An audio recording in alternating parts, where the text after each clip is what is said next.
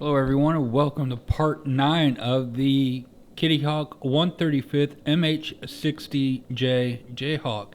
And today we're going to be getting a lot done with this, all the way to the point where we're ready for primer. And we're starting off with getting some of the clear parts put into the doors. Now I did realize that if you're going to have the doors closed, you really don't need to do the interior parts to the doors, because you can't see them, and also they do create some fit issues when trying to get everything in. So we're getting both doors on. There were some fit issues, and there's going to be some putty needed along the leading edge of the door as well, but we're going to be getting into that a little bit later on, just getting those applied. And you can see right there the gap that is just massive between the front windscreen. Then also, I forgot to paint this front section right here, which will be visible when the little chin windows are in. So touch those up with the AK flat black marker and getting those glued in. Those were actually a good fit. This top piece right here was a pretty good fit. There's still a little bit of a gap, but it's not that bad. Using a little bit of the perfect putty will fill that in real quick and easy. Now we're moving on to some of the photo etch that goes on. This photo etch was actually very nice, pretty thin, bent really easily, and didn't have any real issues with it. Now, one thing that I did do was right here, should have paid attention to some of the reference photos, because some of those parts aren't on the actual Jayhawk. Now we're working on the rear cabin door. They do have this little plastic piece that slides in and out, or you have the option of having it in and out depending on if you're going to have the cabin door open or closed. And then we're getting the final clear part into here, applying the Tamiya glue very carefully around the window. I want to make sure I don't get any glue parts. And then now we're adding in a couple of antennas. Again, using reference photos that I found online to see which antennas are actually on the Jayhawk versus what's on the base kit that we're using, which is the MH-60H. And then we're now getting in the rails for the port side windows. Now in the kit they have just one center connection nub for this. Everything else is, I don't remember having to drill holes in that, so I'll have to look back at the instructions to see if I missed that or not. But getting that lined up and in place was a little bit of a nightmare, but we ended up getting it done. And then we're going to be getting the actual windows on here in a little bit as well. So getting the top one on. Again, this one had no location tabs or anything like that, so just had to use the instructions as a reference to see where these went. I'm going to have to look back at the instructions to see if I missed anything on the inside of the fuselage, but I don't think I did.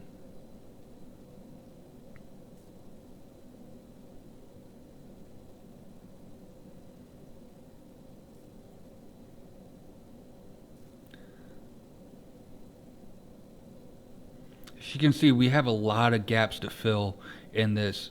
The fit issues on this kit have been absolutely horrendous.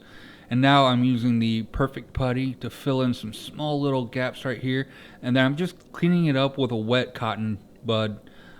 Very easy to do. You can do it with the putty wet or dry, and we'll get more into that later on in the video. Now we're starting with the intakes. Intakes glue together pretty well, no issues with those. And then we're going to have a little bit of cleanup to do, or some modifications to do, to get these to fit with the res kit transmission set, but it is fairly easy to get that cleaned up and ready to go. As you see here, just getting it all ready. And now we have to break out the Dremel. We're going to be cleaning up the inside of this little hump, just thinning it out and making sure that the transmission will fit inside of here without causing any other fit issues. I'm using the ball burr for the Dremel bit, nice curved fit, and now we're getting that attached onto the fuselage. Fit was okay, needed a little bit of putty, but with a little bit of extra motivation provided to the part, we were able to get it to fit.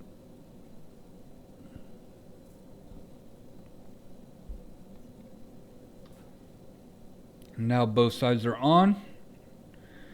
And now we're working on the tail wing right here. Tail wing went together pretty well. No real issues with this. And we're going to add the static discharge wands at the very end of the build, so I'm not worried about breaking those off. Those are photo etch, so we'll add those at the very end. Now we're working on the actual tail rotor assembly or boom right here, getting that all cleaned up.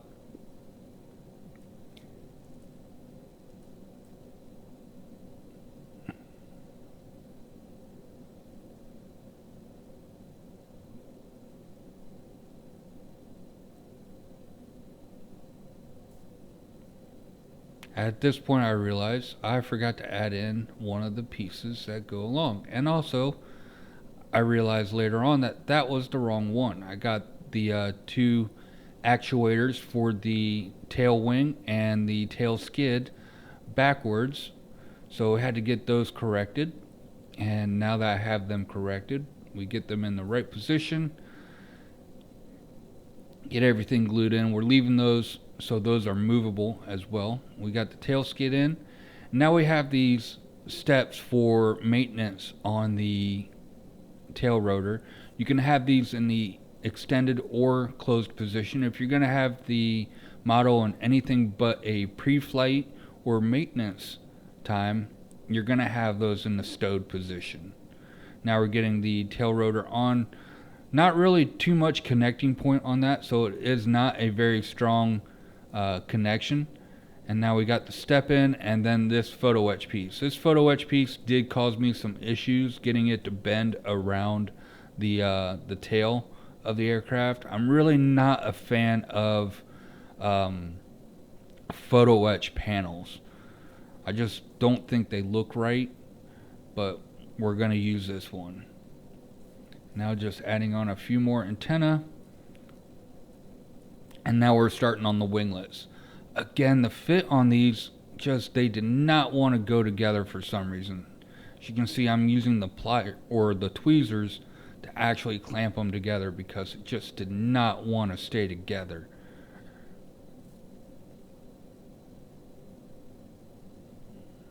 Cleaning up some of the seam line, make sure that's good. Good to go on that. And then we have these little pieces that we're attaching on. We got the port side windows on right here. That fit was decent. It wasn't great, wasn't bad. The fit of the actual winglets actually was pretty good and pretty spot on. No issues with those. Those slot right in. And now we're working on the port side winglet. We have the extended wing for the Jayhawk to put on, because they have the external or extra external fuel tanks to add.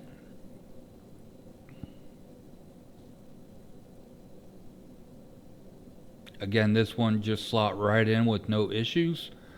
And adding the glue, we do have one more piece to add to the end of the wing right there as well. Now I'm using my photo etch bender.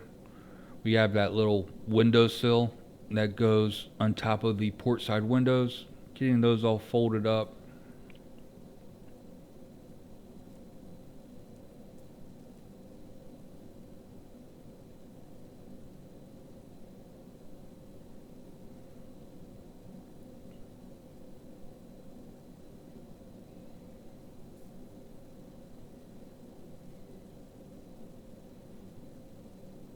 And easy peasy.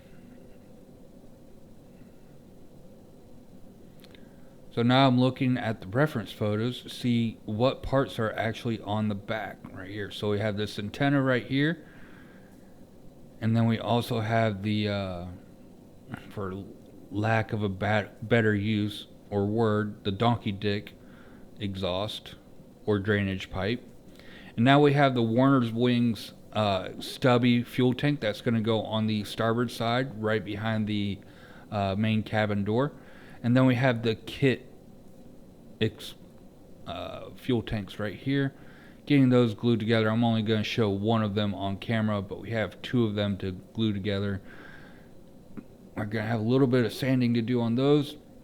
And then this wing that goes on the back of it, which was a little bit of a nightmare to get lined up, but once we did, the fit was actually pretty good.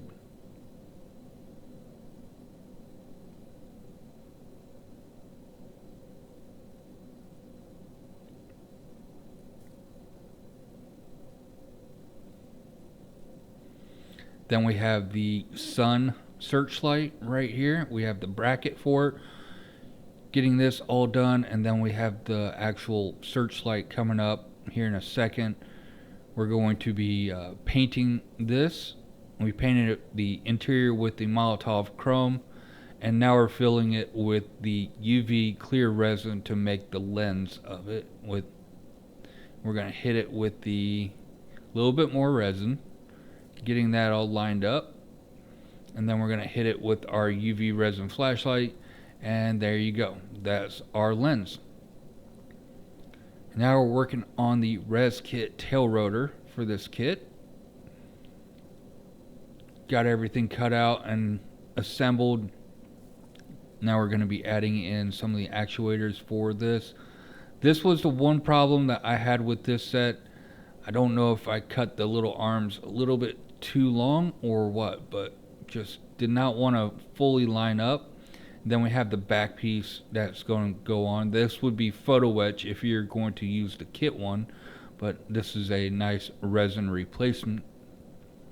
Sorry about the focus on this. And trying to get it lined up. When I did the test fit, was able to get it lined up nice and easy, and as soon as I add glue to it, it wants to fight me for some reason. So there you go. There's our tail rotor. Now we're working on the main rotor set. This is how I removed all the 3D print supports from this piece. This will be the last time in the video I show you how I did the 3D print supports. Getting this on, and there was a little bit of a lip on the leading edge or the outside edge of this where I could not get it to fit, but once I trimmed that down, it snapped right into place.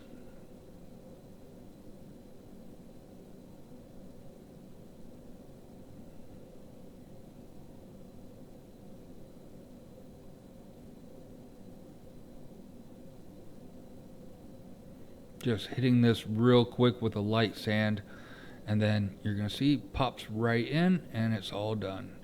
Then we have this piece right here, a little bit of cleanup to do, and this is going to go on the main rotor shaft. This pops right in. Going to glue it into place.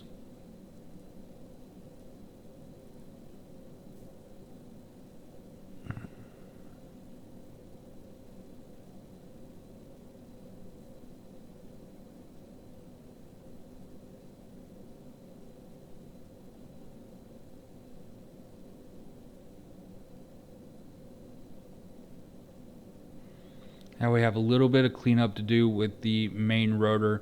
All the tiny supports that go support the cable and wiring that is printed into this rotor head. It's absolutely amazing detail on here. This is going to be really fun to paint and weather, and there's decals that go on it. It's just going to look absolutely amazing when it's all said and done. And then we have some brass rods. This was the weak point of the old set, because the connection point for the kit rotors and the resin kit, it was not a strong point. I actually did have a few of the rotor blades break off on one of the older builds I did with the old resin cast rotor head. So we got those pins in, and now we have this piece to add in right here, getting that lined up, a couple of small locator tabs, getting that all lined up, and it even lines up with all the cabling. We have some cables that connect to that, and then we have these pistons or hydraulics that go on to this right here, getting that lined up. We did have to cut off a little nub to get it to fit into the bracket, but we're going to just add a little bit of glue to get those glued into place. Now that we have all 4 of those done, or almost all 4 of them done, we're going to move on to our next step.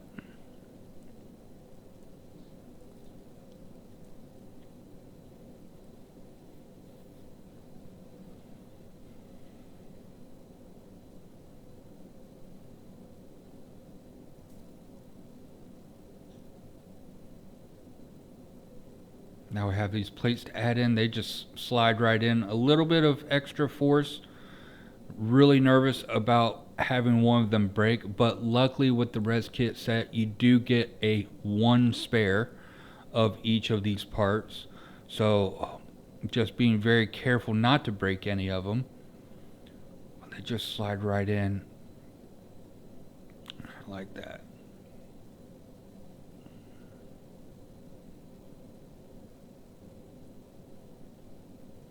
There you go. There's the final look at the rotor head. Alright, so now we're moving on to the putty.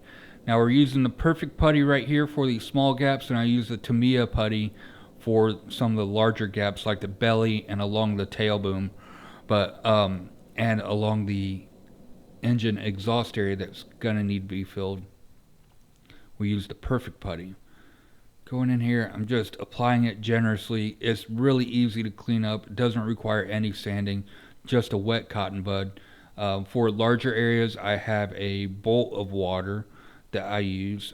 And then for some of the smaller stuff, like on the port side windows, when I was doing that, I just put it in my mouth, wet it with my saliva, and continued on. Now be very careful if you're going to do the saliva method or the spit method, because this stuff does not taste good if you accidentally put the wrong side of the Q-tip in your mouth. I might be speaking from experience on that point.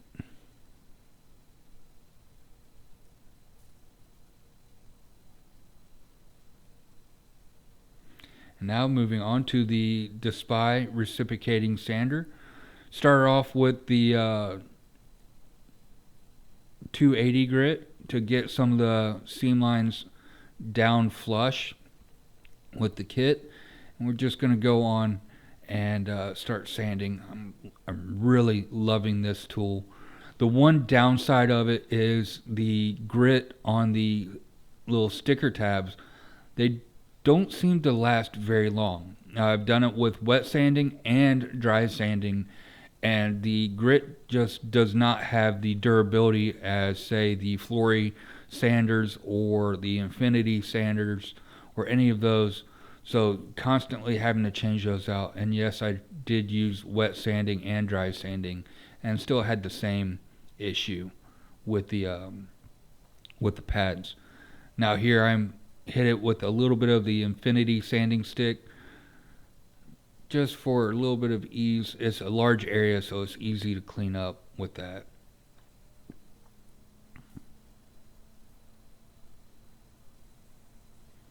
And then for the belly, this fit was absolutely atrocious. Getting this done, luckily this one is not going to be in flight, so you're not really going to be able to see the belly unless you pick up the model, which I would be the only one picking up the model. But getting that all sanded down, and we're going to get it nice and flush eventually. Alright, so that's going to be the end of today's video for the 135th Jayhawk, and finished up pretty much with the primer part. I started doing the primer and I was using Stynol Res, and for some reason it kept on clogging my airbrush.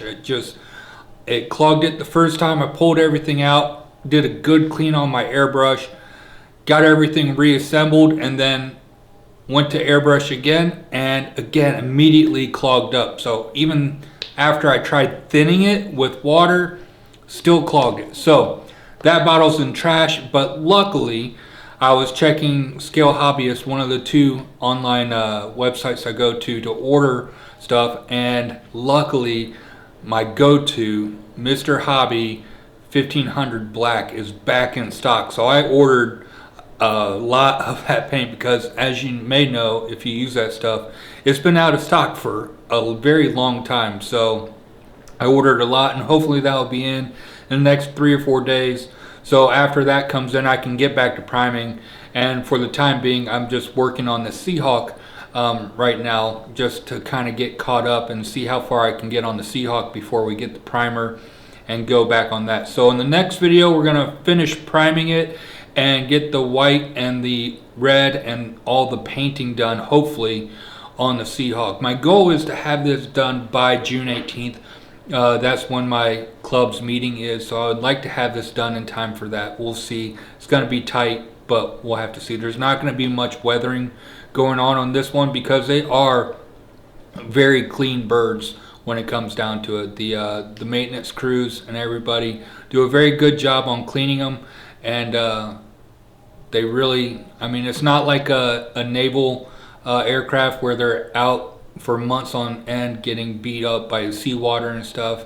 They get to come back to the hangar washed and everything, and then I have multiple birds on standby usually for SAR cases. Anyways, that's it for today. Thank you guys for watching. I hope you guys enjoyed, and next week this thing is really going to start coming alive. So that being said, if you haven't yet, don't forget to like and subscribe. Hit the bell button for notifications of when I post future videos. And until next time, I hope you guys have a great day, and I'll see you then. Bye-bye.